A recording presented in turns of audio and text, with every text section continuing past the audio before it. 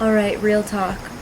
This video is for the people out there who are constantly looking at their phones on dating apps, or maybe, you're meeting people naturally and you're constantly in your head about what to respond to a message, or you're like trying to read between the lines and understand someone's level of interest, and you're wondering like, oh, it's been a few days, why haven't they messaged me back? Maybe you went on a date and you think things went really well, and then, it's like the consistency in messaging or something is not meeting your needs, and you're like maybe feeling some anxiety, you have like, tightness in your chest, or maybe like this sunken feeling in your gut, and you really want to be in a relationship, or you really want to, whether it's a committed monogamous relationship, a polyamorous relationship, or relationships, triad, or you're simply just looking for, you don't need like a relationship commitment, but you want to have fun and find one partner for sexual intimacy on a regular basis.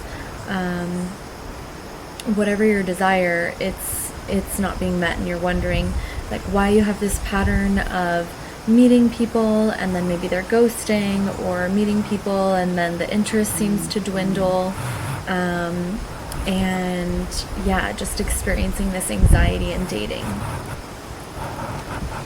All right, this is for the ladies, this is for the men, the boys and girls. Here's some real talk for you. So if you have anxiety about understanding if someone is interested in you, because they're not messaging you that much, or they haven't made a clear agreement for the next time you're going to see each other, and it's been several days or several weeks, they're not that interested. They're just not that interested. And you know what? It's okay. That's okay. Actually, that's great. That's excellent news. Because when you can learn to release what's not for you, then it opens you up to having more space and more availability to be open to things that are here to serve you and are for you. If you have met someone, so let's take it this way. Ladies, if you met a guy and you're interested in him, and he's not really like owning, taking the lead, here, a few reflections. One, when a man is interested, he will pursue you. Full stop. When a man is fully interested in you, he will pursue you. So if he's not pursuing you, he's not 100% interested. He may be breadcrumbing you, which is where he's like leaving you little tidbits, little crumbs, kind of keeping you interested, probably to stroke his own ego, or because he's not fully interested, but he's like a little bit interested. There's some maybe energy going on here, and he just kind of wants to keep you on the hook, maybe for a booty call, but he's not like fully committing his heart, his body, mind, and spirit. That's what's going on. And you have to ask yourself, why are you willing to settle for such a small amount of attention? Do you love yourself so little? Do you have such a hole that you're looking to fill with affection, validation, attention, that you are willing to give yourself little breadcrumbs? You're just willing to settle for little pieces of attention here and there rather than the full thing. Why do you... I encourage you to consider why you perhaps don't feel worthy of a truly conscious, devoted, committed, beautiful, thriving relationship where someone is 100% interested in you for you. I'm just going to pause because I think that that's like really a huge question that most of us do not ask ourselves. And I say this with so much compassion and so much empathy because for a really long time I was in your shoes and I didn't even realize it. I was, just like accepting so much less than I deserve.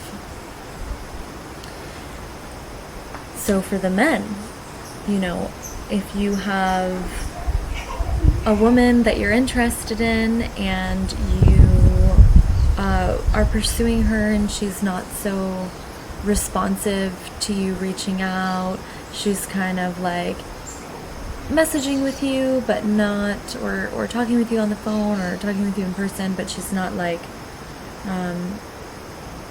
her body language isn't showing like a lot of enthusiasm, and your intuition's telling you she's not fully in.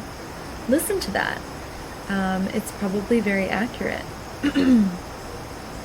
When a woman is interested and when you create an environment where she feels safe and where she can trust you, she will open. She will open, she will surrender, she will want to spend her time with you, she will look and feel radiant to be around. So if you're not noticing these things, guess what? She's just not that interested, or she doesn't feel that safe.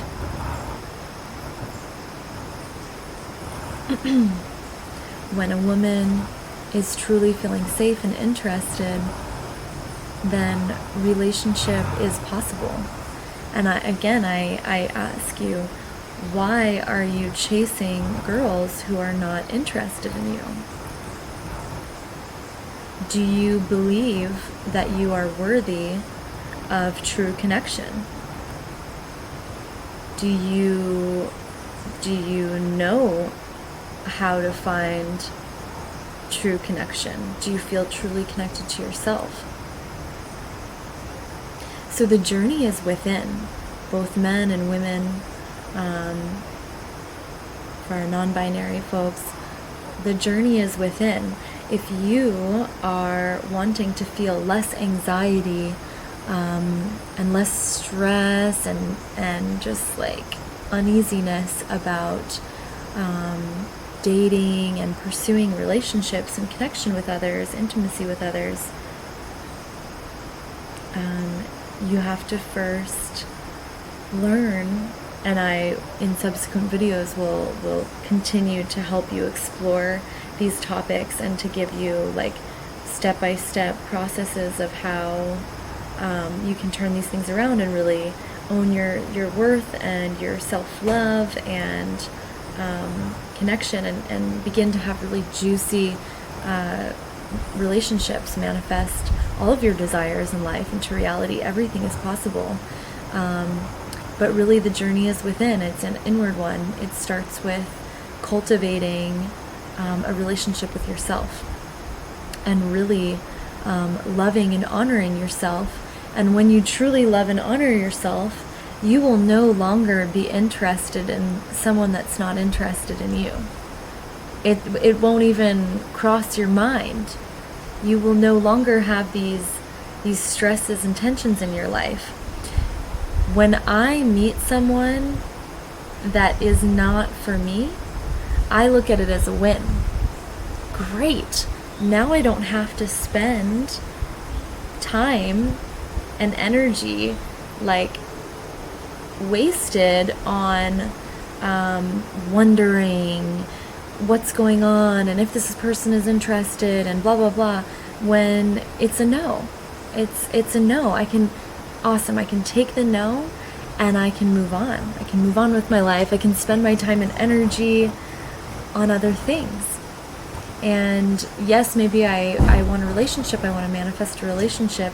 And if that is not in my path right in front of me now, like if I can't have everything that I want in a relationship now, then I will use my time and energy on other things, on creative projects, learning something new, on education, on growing my business, on music and art, on spending time relaxing, reading, connecting with friends and family, traveling, any number of things. But I'm not going to waste my time on half-ass mediocrity, because I deserve better than that. And you do too. We all do. We all do. And I hope that I can help you to see that, recognize that, own that, embody that, and release anything that is less than that. So I feel like there is another point that I want to make. Let me think.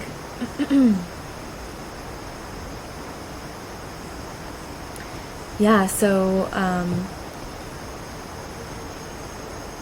when we have anxiety in dating and in relations with others, and we're not sure if someone is interested and we're stressing out, another thing that I want to name is the importance of vulnerability. So I spent a lot of time wondering what someone else's truth is, what someone else is thinking, what their perspective is. Are they interested in me? Are they not? And the first thing I shared is, well, if you're questioning it and it's not glaringly obvious to you that someone's interested and wanting to develop a relationship with you, either A, it is that they're not that interested, because it would be obvious if they were, or B, they are so shy or so inexperienced in communication or so whatever that they're that it's not obvious because they're not actually making moves. And so and the other option is, I don't know, it could be something else, but one way to find out is to step into vulnerability and simply ask. A lot of times we don't ask, and we make up stories in our mind because it's too scary to ask. We are nervous, we're afraid of rejection, we're afraid of what is the person gonna say? Maybe they don't like me, maybe did I do something or this or that? And yeah, it's basically, it boils down to a fear of rejection, a fear of abandonment. And when we choose to just look at those fears and ask the question, like, hey, this is how I feel. It's okay if you don't feel the same way, but I'm curious because if you do, maybe we can explore things. One moment, I've got to breastfeed.